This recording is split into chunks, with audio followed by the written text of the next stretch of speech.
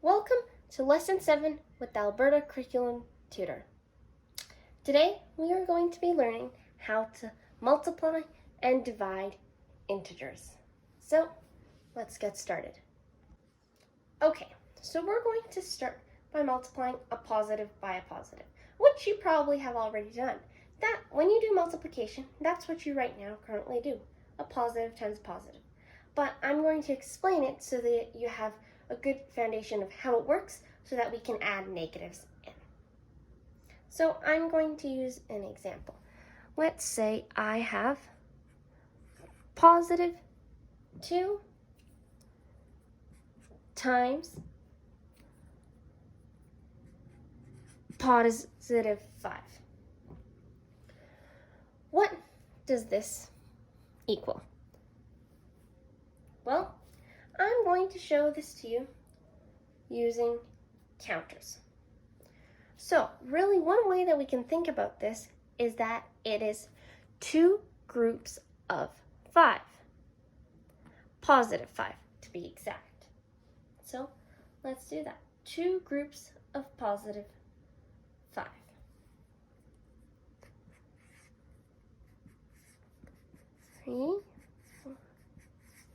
Okay.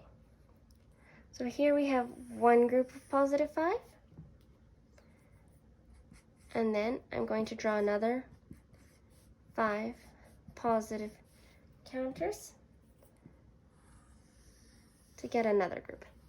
Now, if we count the amount of counters, 1, 2, 3, 4, 5, 6, 7, 8, 9, 10, we get 10 counters. And as we can see, all these counters are positive. So positive 2 times positive 5 equals positive 10. Now, I'm going to show you another way of looking at the statement. So often people will say that multiplication is like repeated addition. But really, this is what we're doing. We're actually saying I am going to add 2 groups of 5 positives together. So, and what are we adding this to? Well, we're in fact adding this to 0. So if you think about it, it really can be seen as 0 plus positive 5 plus positive 5. And the reason I know that I'm adding positive 5 is because we have positive 2 groups. So this statement really reads, add 2 groups of positive 5 to 0 to equal positive 10. Okay, now let's do a positive times a negative. So, let's say we again have positive 2 times negative 5.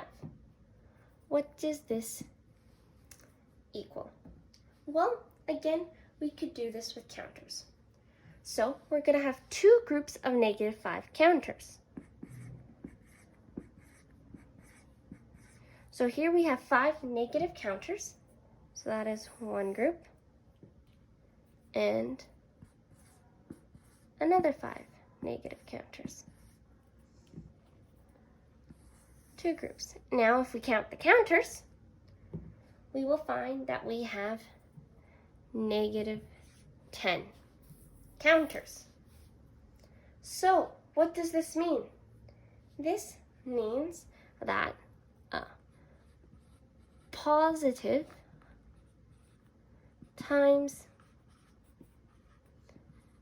a negative equals a negative.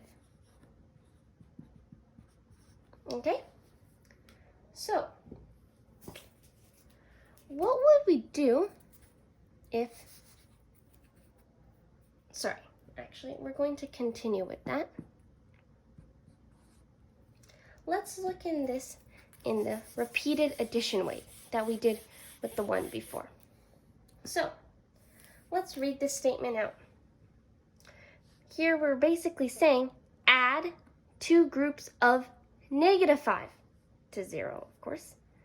So 0 plus -5 plus -5. Well, what does that equal? From our previous video on adding and subtracting integers, we know that that's the same as 0 minus 5 minus 5, which would equal -10. Now,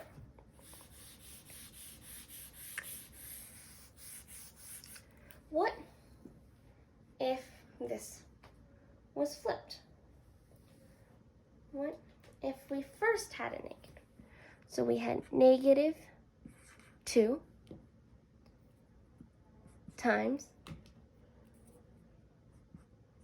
+5. Well, -2 groups is sort of a little difficult to draw. It's sort of confusing. And there is a way to draw it, but I find it doesn't really help.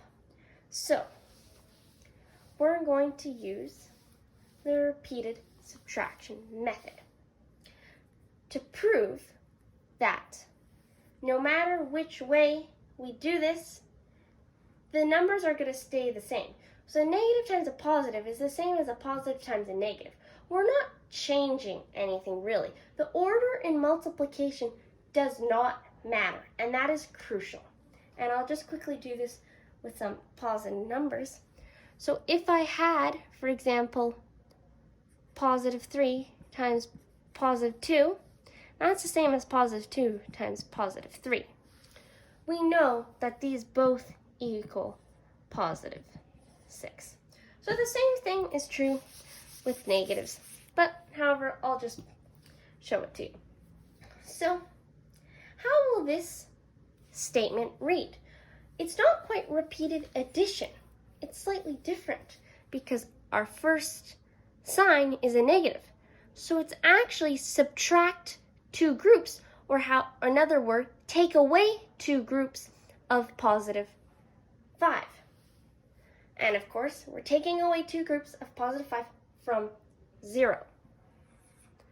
So we're going to go 0 minus +5 minus again +5. And from our video on adding and subtracting integers, we know this is 0 minus 5 minus 5, which equals -10. So, positive times a negative equals a negative times a positive also equals a negative. Okay, now for the really tricky one, a negative times a negative. There are tons of ways to explain this. I'm going to choose a few, and I hope it works for you. So, let's say we have -2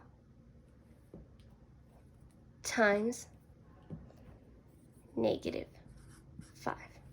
Well, I'm not going to use counters for this because that means we have -2 groups of -5 counters. And again, negative groups are sort of more difficult to conceptualize.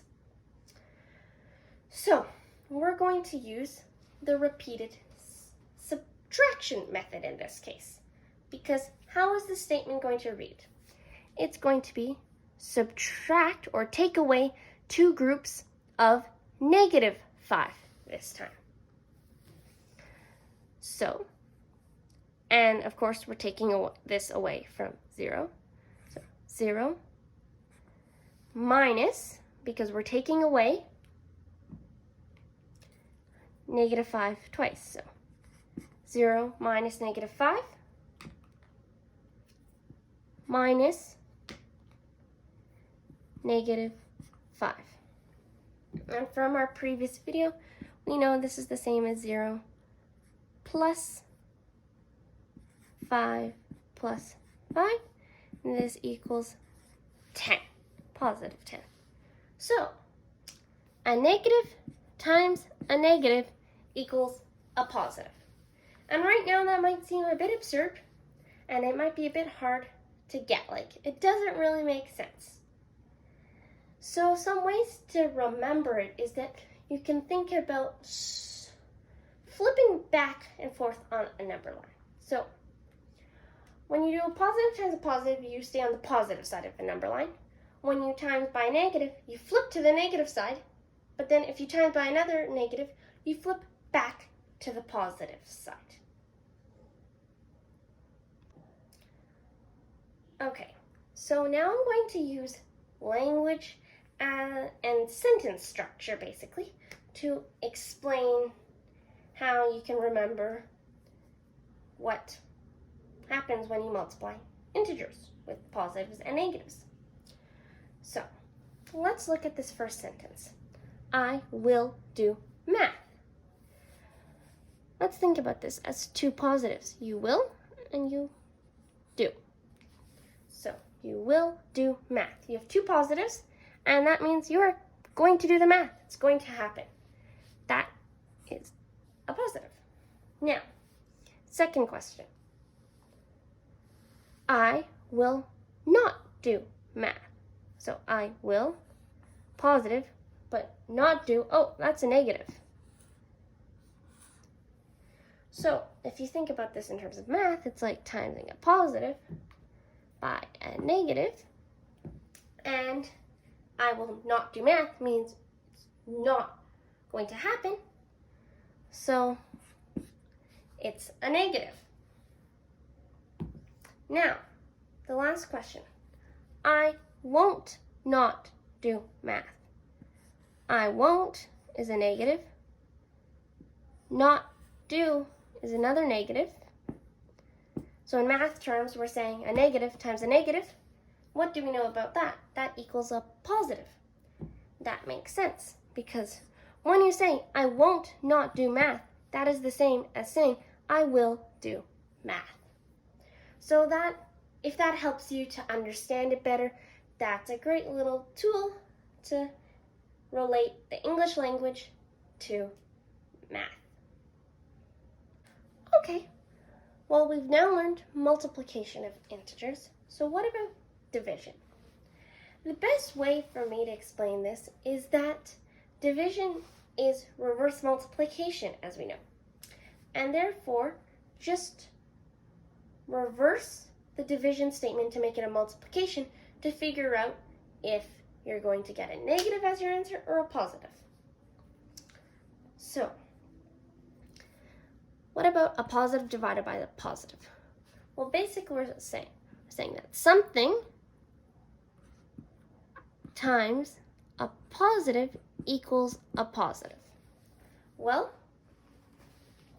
we know that the only answer can be that it's a positive, because a positive times a positive equals a positive. Therefore, a positive divided by a positive equals a positive. So, next one. Positive divided by a negative. Well, we're basically saying something times a negative equals a positive. And we know that the only thing that can be is a negative. And because a negative times a negative equals a positive, therefore a positive divided by a negative equals a negative. Negative divided by a positive is equal to, well, let's see, something times a positive equals a negative. Well, we know that this has to be a negative. And I'll just point out to you that in these two, we're using positive and negative in the sentence, and you'll notice we get a negative both times. So it doesn't really matter which order the positive or negative comes. If the positive comes first or the negative comes first, you're still going to get a negative. In this last one, a negative divided by a negative equals, well, let's see. Something times a negative equals a negative. That would have to be a positive. So a negative divided by a negative equals positive. So basically you can see when there's two of the same signs, you get a positive. When there's two different signs, you get a negative. And this is true for multiplication as well. So when you have I'll just draw this out for you. When you have a positive times a positive, you get a positive, as well as a negative times a negative equals a positive. But when you have two different ones, so when you have positive times a negative, you get a negative, or which is really the same thing as a negative times a positive to equal negative. So, nice way to think about it. If the two signs are the same, it's positive. If the two signs are different, it is negative. That's just a little easy trick to help you remember it. Congratulations on finishing Lesson 7 with the Alberta Curriculum Tutor. In this lesson, we discussed how to multiply positives and negatives together and why you get the answer that you get, as well as how to divide positive and negatives together and why you get the answer that you get. So, I hope you learned something, and see you next time. If you have a question or a math problem, such as a word problem, relating to today's lesson, please leave it in the comments and I will try and respond to you with an answer.